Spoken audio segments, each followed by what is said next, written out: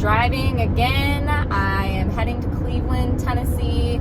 It's about 40 minutes from downtown Chattanooga, maybe 35 without traffic.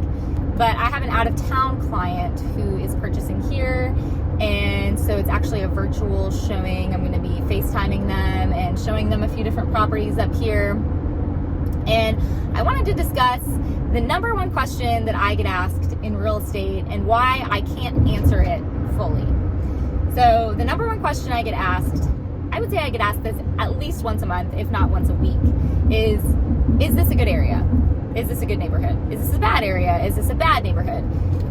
I do a lot with out-of-state and out-of-town clients.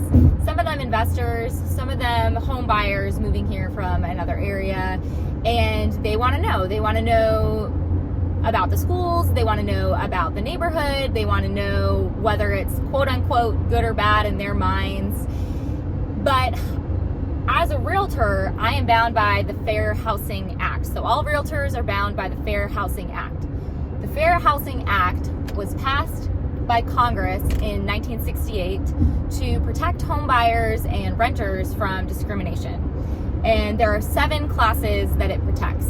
There's race, color, national origin, familial status, sex, disability, and religion. So it protects those 7 classes.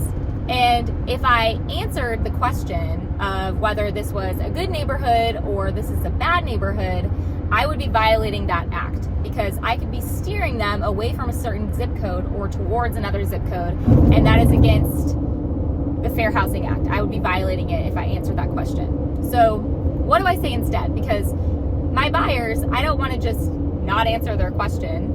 I want to give them as much information as possible. Since they're moving here from out of town, they don't necessarily know much about the area.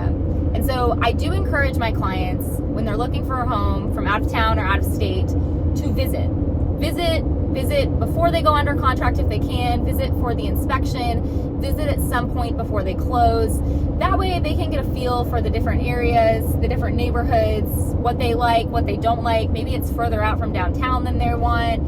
And pictures can be deceiving. I mean, you look at a house online and it might be zoomed in, and you zoom out and you might see there's a dump across the street, or there's a train track right next to it, or it's in an industrial area, something like that you can't see necessarily from the pictures, because the pictures are marketing and their job is to get you into the house. So if there's something unappealing, they might not show it on the pictures.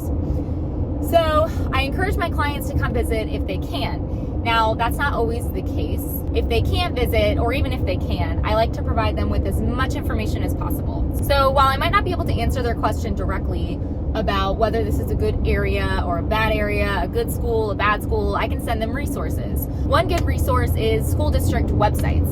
Hamilton County website has all the different school districts on there, how you register, information. And so I like to send them the website for whatever school district that they're going to be in.